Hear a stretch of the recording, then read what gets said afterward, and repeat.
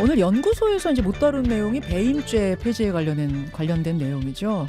남의 일을 봐주고 있는 이가 신뢰를 깨고 이익을 가로채는 행위, 배임. 예를 들어서 기업의 총수 또는 어떤 조직의 총수가 납품업체한테 유리하게 계약을 맺어서 자신이 속한 조직에 해를 끼쳤다. 그러면 그게 바로 배임입니다. 그런데 정부와 여당이 어제 당정 협의를 갖고 형법상 배임죄, 상법상 배임죄 폐지를 공식화했습니다. 재개는 대환영이고요. 반면에 야당과 시민단체에선 반대의 목소리 내고 있는데요. 과연 누구를 위한 배임죄 폐지인가라는 물음에 대해서 민주당의 답변은 어떨까요? 더불어민주당 경제형벌 민사책임 합리화 TF의 단장이세요. 권칠승 의원 나오셨습니다. 권 단장님 어서 오십시오. 네, 반갑습니다. 권칠승입니다. 반갑습니다. 하나 먼저 좀 확인드릴 것이 그러니까 상법상 배임죄뿐만 아니라 형법상 배임죄까지 두 개 다 폐지인 거죠? 이게 이제 용어가 굉장히 중요한데요. 예. 지금 이제 기본적으로 방향을 잡고 있는 거는 형법상 배임죄를 폐지하고 네. 대체 입법을 만든다는 것입니다. 네. 네, 그러니까 뭐 어떻게 보면 개정이고 어떻게 보면 폐지와 동시에 입법 공백을 메꾸기 위한 대체 입법을 한다. 그러니까 뭐 죄명이 달라질 수는 있겠지만 네. 그동안 배임죄로 의율되던 그리고 또 꼭 배임죄로 다스려져야 했던 범죄들이 예. 사라지는 것은 아닙니다. 배임죄라는 죄는 없어지지만 대체 입법들이 들어설 것이다. 네. 그러면 형법, 상법, 배임죄 다 없어지는 건 맞네요. 배임죄란 죄 자체가 없어지는 건 맞네요. 뭐 그것도 이름은. 뭐 결론에 따라 다를 수는 있는데요. 어쨌건 뭐 이름이 중요한 건 아니니까요. 지금도 뭐 횡령하고 배임이 같이 이렇게 규정돼 있거든요. 예. 그래서 지금 현재 배임이라고 하는 이 죄 자체가 예. 범죄 구성 요건이 너무 모호하기 때문에 그게 이제 항상 문제가 됐었거든요. 그래서 이거를 좀 더 이제 구체화시키는 과정에서 뭐 죄명을 별도로 정한다든가 아니면 뭐 죄명이 유지된다든가 할 수는 있겠죠. 그렇지만 어쨌든 의율되는 그 범위는 좀 더 구체적으로 될 것이고 그것이 그렇군요. 대체 입법의 형태로 지금 하는 게 가장 합리적이라고 해서 그 대체 입법의 방식을 찾고 있습니다. 예. 제가 이제 상법상 배임죄, 형법상 배임죄 두 개 다 폐지입니까라고 먼저 확인을 좀 드린 것은 그럼 기업인뿐 아니라 이게 공무원들의 배임도 그 배임죄도 없어지는 건가 궁금해서 여쭸는데 뭐 양쪽에 다 그렇습니다. 공히. 그리고 예. 이제 지금 상법상 배임죄는 예. 형법상 업무상 배임죄와 동일하기 때문에 뭐 입법 공백은 있을 수가 없죠. 지금 현재 당장 예를 들어서 상법상 배임죄가 없어진다 하더라도 실제로 그거는 사문화된 법으로 취급받고 있습니다. 그렇군요. 예. 왜 폐지해야 된다고 보시는가 잠시 전에 뭐 설명 잠깐 하셨습니다만 모호하다 그러셨어요. 네. 폐지가 필요한 이유 설명해 주시죠. 뭐 대표적인 케이스로 이제 예를 들어서 기업들이 투자 활동을 의사결정을 했을 때 예.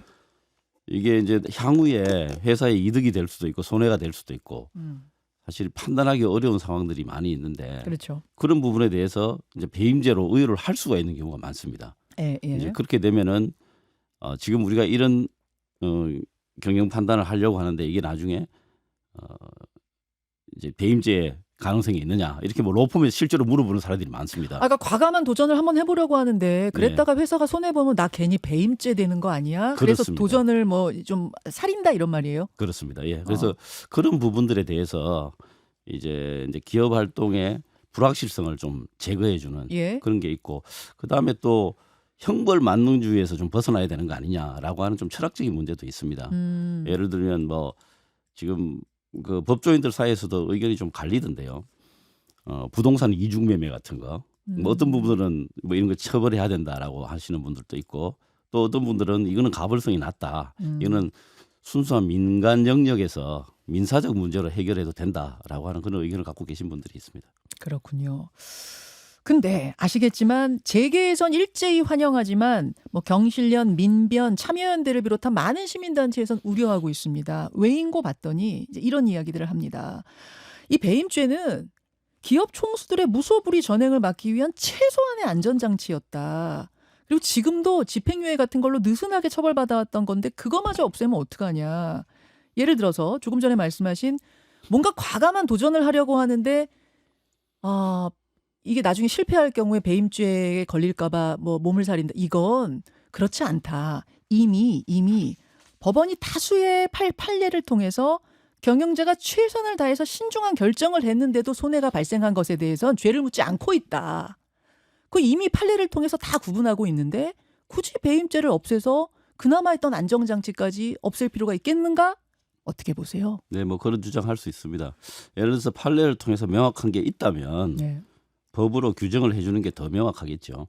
예, 근데 실제로 그것만 있는 게 아닙니다. 이 경영상 판단의 문제는 최근 지금 5년간 한 3,300여 개의 판례를 지금 법무부에서 분석한 자료가 있는데요. 그걸 네. 보면은 경영상 판단 관련되는 판례는 한 2% 내외 정도밖에 안 됩니다. 그러니까 우리가 흔히 그게 이제 사회적 이슈가 많이 되기 때문에 많이 알려져 있을 뿐이고 실제로는 배임죄라고 하는 네. 게 의혹을 받는 그런 사회 현상이 굉장히 많습니다. 그래서 그런 부분들을 너무 지나치게 형벌주의로 가는 거 아니냐라고 하는 반성도 있고 민사 영역에서 해결할 부분들을 그러면 민사 영역에서 해결할 수 있는 뭐 디스커버리 제도라든가 뭐 집단 소송 제도라든가 이런 것들로 해결하는 게 맞는 거 아니냐라고 하는 그런 이 체계에 대한 기본적인 고민이 있는 것입니다. 아, 형법으로 그러니까 형사적인 영역 말고 네.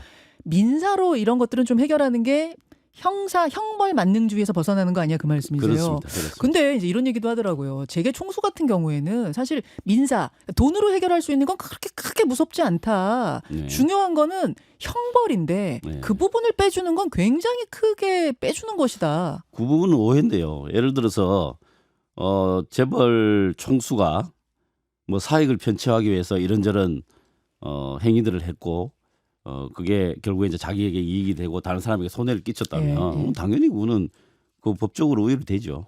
예를 들면 뭐 분식회를 했다. 그럼 사기에 해당되는 것입니다. 사기죠. 예, 그렇습니다. 그다음에 뭐 횡령을 했다. 예. 그러면 횡령죄가 별도로 있습니다. 그럼 횡령으로 다스러지는 것이죠. 예, 그렇기 때문에 너무 지나치게 걱정은 안 하셔도 되고 오히려 이 기준의 모호함 때문에 수사기관과 이 법원의 자의적 해석 때문에 나타나고 있는 이 혼란들을 이제는 좀 만약 이런 거를 법조문으로 정리해낼 수 있다면 정리해내는 것이 훨씬 더 이제 국민들에게 도움이 될 것이라고 봅니다.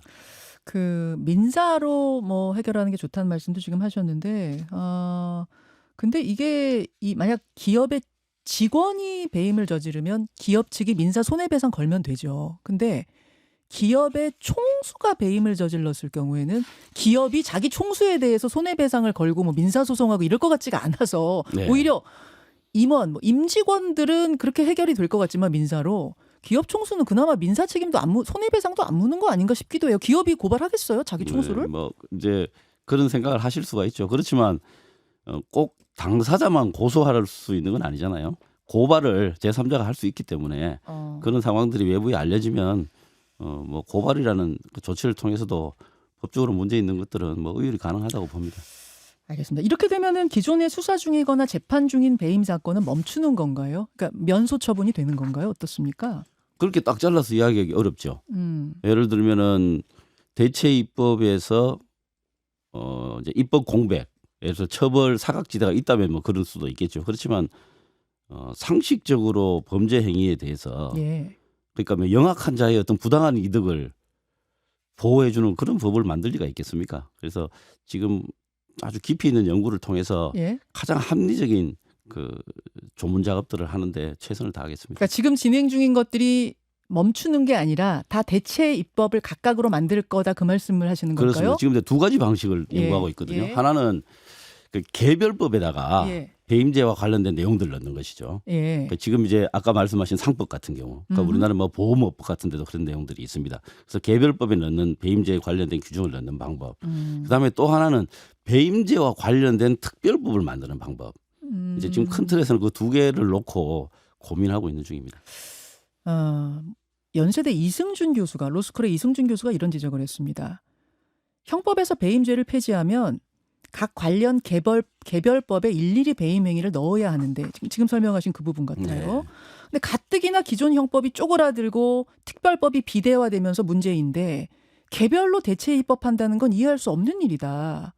게다가 그런 대체 입법을 미리 만들어 놓고 폐지를 해야지 일단 폐지하고 차후에 대안 논의한다고 하면은 그 사이에 법적 공백은 어떡하는가 이런 우려를 말씀하셨더라고요. 이거 기본적인 오해가 있으신 거죠. 일단 없애놓고 대체입법을 만들겠다 그렇게 저희들이 이야기한 적이 없고요. 그거는 동시에 일어나야죠. 그러면은 대체입법 할 수 있는 대안들을 만들어 놓고 개정을 해야죠. 그거 말씀하셨고요. 그 네. 앞에 법이 이렇게 대체입법으로 하나하나 개별로 들어가면 너무 비대해진다는 문제는 어떻게 생각하세요? 그거는 이제 어떤 뭐 정책의 문제라고 판단됩니다. 예를 들어서 미국 같은 경우에는 프로드라고 하는 방식으로 여러 가지 유형들을 이제 정리해서 우리가 보면 배임과 비슷한 것들을 유형화시켜 놨다고 볼 수 있는 것들이 있거든요. 그러니까 그런 방식도 실제로 뭐 다른 법 체계에서 있는 거니까 그다음에 또 이렇게 지금 현재 이 배임죄 같은 경우는 너무 경계선에 애매하기 때문에 이것 때문에 수십 년간 사실 논란이 되었던 법 아닙니까? 그래서 그런 문제점을 해결하는 방식이 네. 이제 아까 말씀드린 대로 두 가지 정도를 놓고 지금 고민하고 있습니다. 알겠습니다. 야당에서는 이거 이재명 대통령 구하기 아니냐 이런 이야기를 하고 있는 거 알고 계시죠? 알고 있습니다. 왜냐하면 예. 대장동 재판, 백현동 재판 이런 것들이 다 배임죄로 재판을 받고 있는 거기 때문에 이 재판 멈추기 위한 조치 아니냐 이런 이야기를 해요. 그 근거로 들고 있는 게 뭐냐면 이재명 대통령이 2012년에 SNS에 쓰신 글이 있더라고요. 변호사 20년에 별 해괴한 소리. 기업과 주주의 손해 입히고 특정인의 이익 주는 배임죄 처벌이 사법권 남용이라 그러면 기업이 아니라 개인 사업 하셔야죠. 이렇게 네. 배임죄에 대해서 이재명 대통령이 2012년에는 필요하다는 입장을 철학을 표명하신 적이 있어서. 네. 근데 이게 배임죄 이게 용어나 말의 문제인데요. 네. 배임죄를 없애야 된다. 이러면 모든 배임죄가 다 없어지고 대체입법도 없는 것처럼 이야기가 사실 시중에서 돌고 있지 않습니까? 일단 전혀 그게 아닙니다. 그다음에 이 합리적인 경영 판단, 그 합리적이라는 게 뭔지가 이게 정말 애매한 이야기 아닙니까? 그런데 여기 지금 뭐 당시 이재명 변호사였겠죠. 그때 뭐 특정인에게 이익을 주는 그 배임죄 이게 이제 합리적인 경영 판단이 아니었겠죠. 그런 걸 전제로 하고 이런 그 말씀을 하셨겠죠. 그렇다면 당연히 그거는 범죄가 된다고 봐야 됩니다. 그래서 그런 거는 대체 입법에 대해서 사각지가 없도록 만들어낼 것입니다. 네. 어차피 대체 입법이 생길 거면은 굳이 지금 70년 동안 적용하는 배임죄를 판례도 많이 쌓여 있는 걸 굳이 없애면서 이런 논란을 만들 필요가 있어요. 이런 생각을 하시는 시민단체도 많은 거긴 합니다만. 근데 그건 그렇지 않습니다. 법 규정이 이제 사회가 많이 또 바뀌었지 않습니까? 예. 좀 더 명확하게 규정할 수 있고 그다음에 민사적 방식으로 해결할 수 있다면 그렇게 가는 게 훨씬 더 선진적인 법 체계라고 생각하고 거기에 대해서는 법조인들이 대부분 다 동의한다고 봅니다. 이제 뭐 야당에서는 그 이재명 대통령의 유죄자백 아니냐. 이건 장동욱 대표 얘기고요. 한동훈 전 대표는 만약 이재명 대통령이 절도죄나 살인죄 재판 받고 있었다면 절도죄나 살인죄도 없애자고 했을 거다. 이렇게 직격했습니다. 말도 안 되는 소리죠. 그게 뭐 과연 상식적인 이야기가 아니잖아요. 그냥 뭐 정치 공세로 하는 이야기니까 못 들은 걸로 하겠습니다. 못 들은 걸로. 알겠습니다. 사법에 관한 얘기가 나왔으니까 이 이슈도 한번 짚고 가죠. 어제 이재명 대통령이 그 1심에서 무죄가 난 사건에 대해서 검찰이 상소하는 문제, 그러니까 항소 또 상고하는 문제를 질타하면서 제도 개선하라 이렇게 했습니다. 사실 이 부분은 우리 사회에서 거의 논의된 적이 없는 얘기다 보니까 좀 이렇게 새롭게 뭐 갑론을박이 일고 있는 것 같은데요. 권 의원님은 어떻게 보십니까? 여기 그 이재명 대통령께서 하신 말씀 중에서 기계적이라는 말에 집중을 좀 하셔야 됩니다. 기계적 항소? 그렇습니다. 그 내용과 무관하게 그냥 하는 거거든요. 왜 그렇게 하느냐? 이거 뿌리 깊은 관료주의라고 저는 봅니다. 꼭 검사들의 어떤 그 상소만이 문제가 아니고요. 예를 들어서 일반 공무원들, 행정직 공무원들 같은 경우에도 행정소송이 있습니다. 그럼 그 행정소송이 대법원 가서 끝장날 때까지 대부분 그냥 합니다. 왜냐하면 본인들의 책임을 면탈하기 위해서는 공무원들이 그렇습니다. 그래서 이제 기계적으로 이제 그렇게 하거든요. 그게 엄청난 행정 낭비, 재정 낭비, 그리고 민원인의 입장에서는 뭐 그 결론이 날 때까지 어떤 경우에는 결론이 뻔하게 보이더라도 그 최종 결론이 있어야만 움직이는 그런 행정의 속성이 있지 않습니까? 그래서 그렇죠. 그런 부분들을 정리하자는 것. 그래서 굉장히 좀 실용적인 판단이라고 보고요. 이걸 꼭 정치적인 문제에 대해서만 연관해서 생각하면 한 발자국도 못 나갑니다. 그럼 그거 행정소송에 대해서만 그렇게 하면 안 돼요? 왜냐하면 일반 형사소송 같은 경우에는 1심에서 무죄가 났다고 거기서 그치면 그러면은 피고야 좋겠지만 검사가 대리하고 있는 그 피해자들은 이게 왜 무죄예요? 이거 다시 갑시다 해야 되는 거 아닙니까? 예, 그래서 검사가 공소를 잘해야 되는 거죠. 예. 수사를 이제 수사 공소를 유지할 때 굉장히 잘해야 되는 것이고 그 1심 재판이 굉장히 중요한 것이죠. 아 중요하죠. 예. 그래서 1심 재판에서 이제 무죄가 되는 경우 뭐 물론 이게 이제 기계적이라는 말이 있기 때문에요. 이게 누가 봐도 2심 가도 안 되겠다 이렇게 해보면 아는 거잖아요. 1심을 쭉 해보면 이제 뭐 양쪽에서 다 이거는 뭐 2심 가도 답이 없다 이런 거 알 수 있는 이제 상황이 있을 거란 말입니다. 기계적이란 말을 붙였다는 것에 주목해라 그 말씀이죠. 그렇습니다. 예. 그래서 이게 뭐 2심 가도 질 게 뻔한데도 아니면 이길 게 뻔한데도 그냥 계속 가는 거. 이런 부분들에 대해서 이건 너무 국가적으로 낭비다. 이런 지적이라고 보시면 맞을 겁니다. 알겠습니다. 권칠승 의원 만나고 있습니다. 어제 국무회의에서 이제 검찰청 폐지가 확정이 됐죠. 그러면서 김건희 특검에 파견된 검사 40명이 특검에서 빠지게 해주십시오. 이 수사 마무리 짓고 나면은 공소유지에서는 좀 빼주십시오. 원대 복귀하겠습니다. 이렇게 선언을 했습니다. 어떻게 보면 검사들의 첫 집단 반발이 나온 셈인데요. 어떻게 보셨습니까? 김건희 특검팀이 꼬리에 꼬리를 무는 의혹들 때문에 거기에 파견된 뭐 검사, 수사관 또 뭐 행정요원들까지 아주 경무에 시달리고 있다는 이야기를 뭐 저도 들었습니다. 예. 그래서 일단 뭐 고생이 많으시다는 말씀 드려야 될 것 같고요. 근데 이 원대 복귀 요청이 지금 당장 하자는 게 아니잖아요. 수사는 마치고. 수사를 마무리하고 예. 원대 복귀하겠다라고 이제 이야기했으니까 뭐 특별히 뭐 형식적으로 보면 특별히 문제될 게 없어 보이기는 합니다. 그렇지만 이제 공직자로서는 특히 이제 검사가 고위공직자이기 때문에 고위공직자로서는 뭐 좀 부적절한 행동이라고 봅니다. 그리고 특히 지금 이 사건이 굉장히 중요한 사건들이기 때문에 예. 뭐 어려움이 많이 있겠지만 좀 소명의식을 가지고 좀 복무에 최선을 다해 주셨으면 하는 그런 바람입니다. 마무리 수사뿐만 아니라 그러니까 수사 마무리뿐만 아니라 공소유지까지 쭉 같이 가는 게 소명 아니겠느냐 그런 말씀이세요? 그렇습니다. 예. 예. 박지원 의원은 이거 집단 항명이다. 당장 징계해야 된다고까지 말씀하셨거든요. 공감하세요? 뭐 그렇게 주장하실 수 있겠지만 그럼 뭐 소는 누가 키웁니까? 예, 일단 그 수사에 좀 집중해 주셨으면 좋겠습니다. 이제 이 검사들의 얘기는 그거예요. 이 지금 이제 정부조직부 개편에 따르면 수사와 기소, 공소 다 분리하자는 거 아니냐. 거기에 따른다면 우리도 지금 빠져야 되는 게 맞는 것 아니냐? 그러니까 필요할 때만 우리를 검사들을 이렇게 쓰고 뭐 그렇지 않으면 뭐 이래서야 되겠느냐 뭐 이런 뜻이 아닐까 싶습니다. 그건 뭐 굉장히 표피적인 이야기인데요. 그렇게 따지면 앞으로 1년간은 해야죠. 앞으로 1년간은 해야죠. 예. 무슨 말씀이세요? 앞으로 1년간은 검찰이 있으니까. 유예 기간 동안은 예, 해야죠. 예. 예. 네, 그래서 그렇게 이제 말꼬리 잡는 이야기들이나 표면적인 그 겉에 드러나 있는 표현을 가지고 서로 싸울 일은 아니라고 봅니다. 알겠습니다. 대법원 감사위가 어제 그 민주당이 제기했던 지기현 부장판사 술접대 의혹에 대한 감사 결과 내놓았습니다.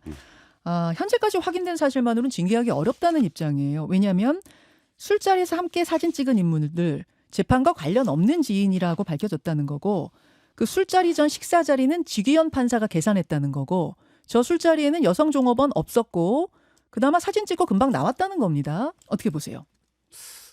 전형적인 자기 식구 감사기입니다. 네, 이 부분에 대해서는 아마 대법원이 향후에 많은 비판에 휩싸일 겁니다. 우선 간단하게 봐서 한 두 가지 정도 의문이 있는데요. 이게 그 내용은 정말 간단한 사건이잖아요.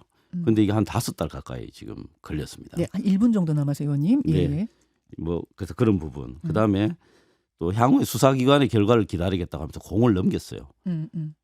그 다음에 어제 민주당에서 원내대표 정무실장이 기자회견을 통해서 여러 가지 그 제보자의 이야기들을 다시 한번 상기를 시켰지 않습니까? 그래서 이런 부분에 대해서 조사가 없었던 것, 이 부분에 대해서는 아마 향후에 실체적 진실이 밝혀질 것이고 이런 부분에 대해서 대법원이 상당히 좀 어려움에 처할 수 있다 그렇게 봅니다.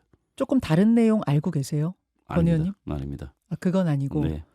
아니 뭐 좀 알고 계셔서 말씀하시는 느낌이 제가 살짝 들어서. 아니 뭐 정황을 봐서 그런 판단이 정황으로. 충분하다고 봅니다. 예. 알겠습니다. 네. 정말 현안이 많네요. 그렇습니다. 일단 오늘은 여기까지 민주당 권칠승 의원님 고맙습니다. 네, 수고하셨습니다. 김현정의 뉴스쇼는 시청자 여러분의 참여를 기다립니다. 구독과 좋아요, 댓글 잊지 않으셨죠? 알림 설정을 해두시면 평일 아침 7시 10분 실시간 라이브도 참여하실 수 있습니다.